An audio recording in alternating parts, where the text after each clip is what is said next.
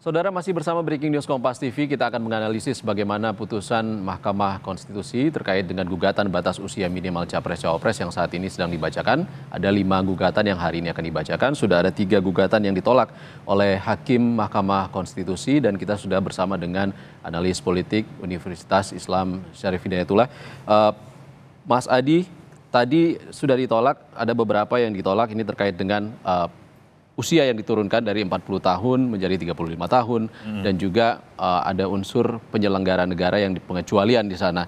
Penyelenggara negara. Sementara ada satu gugatan lagi ini yang belum diputuskan oleh ataupun belum dibacakan oleh Mahkamah Konstitusi terkait dengan usia minimal Capres-Cawapres tetap 40 tahun atau pernah menjabat kepala daerah. Ini bedanya apa dengan gugatan sebelumnya? Ya, kalau kita melihat ya materi gugatan yang dilayangkan oleh sejumlah pihak, ini yang belum diputuskan kan hampir sama dengan nomor 55 yang dilakukan oleh Wagub Jawa Timur, kemudian Wali Kota Bukit Tinggi dan Wabub Lampung Selatan ya, bahwa umur tetap 40 tahun tapi atau pernah ya sebagai penyelenggara itu ditolak. Ini hampir sama dengan yang sedang kita tunggu ini Mas, yaitu nomor 90 dan 91 dilakukan oleh perseorangan ya, Almas Sakibiru, di mana gugatannya itu tetap 40 tahun, klausulnya itu, atau pernah berpengalaman kepala daerah. Bedanya, kalau yang dilakukan oleh Emil Dardak dan Wabub Lampung Selatan dan seterusnya itu, ini adalah penyelenggara negara. Kalau penyelenggara negara itu memang rasa-rasanya berkonotasi dia adalah ASN yang memang dia tidak boleh ikut terlampau jauh dalam persoalan-persoalan politik. Nah, persoalan kepala daerah, saya kira kepala daerah kita tahu dia adalah non-ASN. Dia adalah dari politisi rata-rata dan mungkin dari calon perseorangan. Nah, disinilah peliknya kita sedang nunggu. Oleh karena itu pasti hakim konstitusi di mahkamah ini sedang berdiskusi apa bedanya nanti ini. Pastinya saya membaca ada kecenderungan dissenting opinion yang seperti terjadi pada putusan-putusan sebelumnya. Tapi secara umum kalau kita melihat substansi materi bahan gugatan yang sudah ditolak gitu oleh Mahkamah Konstitusi, rasa-rasanya memang ini semua akan ditolak Mas ya. Prediksi Mas Adi? Iya, prediksi saya kecenderungannya ditolak. Karena secara substansi nggak ada persoalan apapun sih sebenarnya. Secara umum sama lah. Umur nggak bisa diturunin ya. Atau penyelenggara negara sudah ditolak. Atau mantan atau pernah sebagai kepala daerah. Ini menurut saya kembali tidak relevan untuk diperbincangkan dalam konteks itu. Artinya kalau semua gugatan itu sudah ditolak, kenapa yang ini tidak? Kan gitu jalan ceritanya. Ini kalau kita menggunakan logika masyarakat umum. Tapi kita tidak tahu bagaimana tafsir hukum para hakim konstitusi nantinya yang sedang akan diputuskan ini. Ini pasal yang sangat krusial, yaitu nomor 9 dan 91 yang sedang digugat oleh Almas itu ya.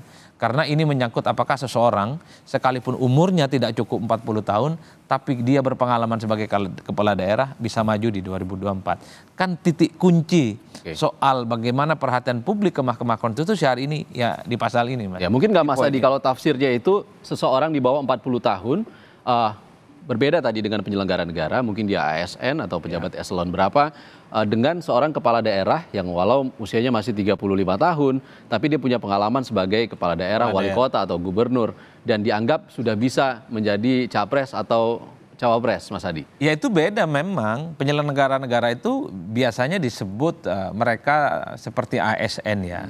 Tapi kalau dia adalah mantan kepala daerah, dia itu bukan ASN, dia bukan penyelenggara negara, tapi dia adalah pejabat publik dan dia berasal dari NONS, penyelenggara pemerintah. Biasanya rata-rata dari kalangan politisi ataupun kalangan profesional. Ini yang sepertinya tafsir para hakim itu akan berbeda, Mas. Kalau di atas tetap 40 tahun ditolak, di bawah pun juga ditolak 40 tahun. Yang berbeda itu penyelenggaranya ditolak, ini sekarang berpengalaman sebagai kepala daerahnya ditolak atau diterima. Ini yang saya sebut sebagai titik krusial. Sebenarnya yang diributkan, diperdebatkan. Viral hari ini tentang apakah seseorang yang umurnya tak cukup 40 tahun, tapi dia pernah atau berpengalaman sebagai kepala daerah boleh maju atau tidak. Ini yang sebenarnya pasal kuncian yang sedang paling banyak ditunggu oleh publik. Kalau penyelenggara negara sudah ditolak. Umur 40 tahun tak cukup sudah ditolak. Iya kan? Diturunin 35 tahun sudah ditolak. Ini nih, kalau dari segi umur pastinya ditolak. Ya, bahwa 40 tahun yang di poin 90 dan 91 ini ditolak nih. Kan 40 tahun udah nggak bisa diturunin.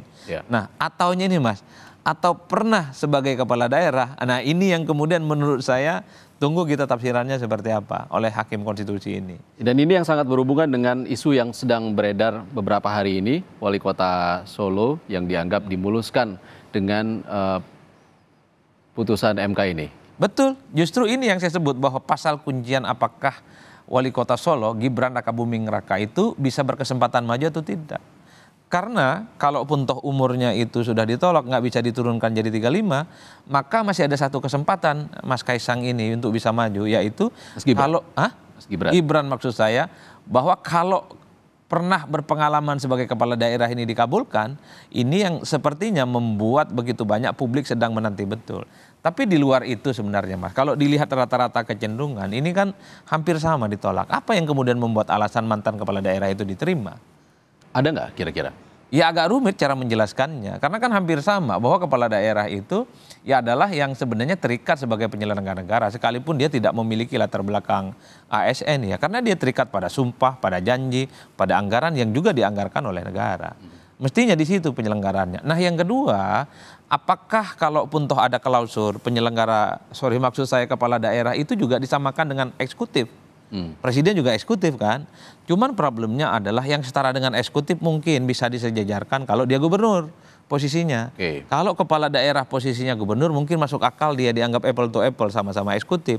Tapi kalau posisinya dia adalah wali kota ataupun dia bupati, rasa-rasanya sekalipun dia pernah berpengalaman sebagai kepala daerah, pada level eksekutifnya itu agak jauh. Ini soal pusat dan sangat lokal. Masih level administratif. Masih level administratif. Ini yang sepertinya memang di kalangan para praktisi, akademisi hukum juga sedang dikuliti betul, Mas. Betul bahwa kepala daerah itu adalah eksekutif.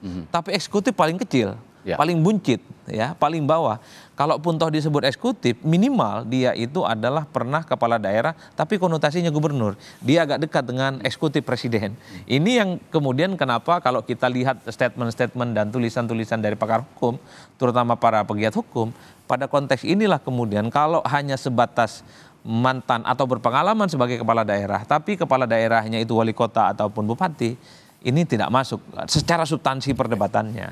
Tapi itu tadi Mas, kan Hakim Konstitusi ini kita tidak pernah tahu bagaimana tafsir mereka terkait dengan nomor 90 dan 91 ini. Tapi overall bagi saya, ya inilah bagian dari proses demokrasi kita yang harus kita ikuti. Semua orang dalam waktu sehari dua hari ini memang sedang menunggu betul apakah Mahkamah Konstitusi akan mengabulkan soal klausul berpengalaman sebagai kepala daerah. Karena itu adalah kuncian apakah Wali Kota Solo itu punya kesempatan maju di 2024 yang akan datang. Jadi prediksi Mas Adi kalau dari analisis itu bagaimana?